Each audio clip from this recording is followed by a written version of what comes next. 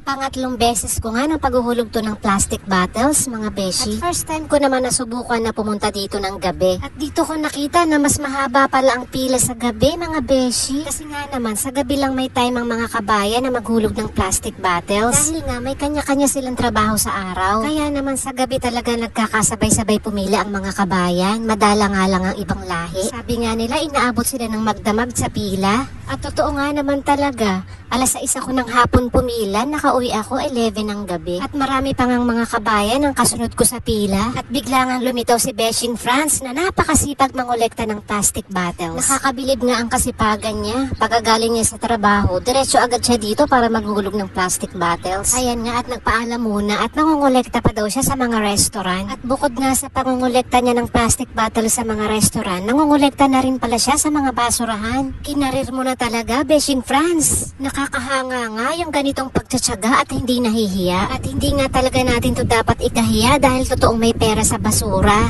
Pera-paraan lang talaga.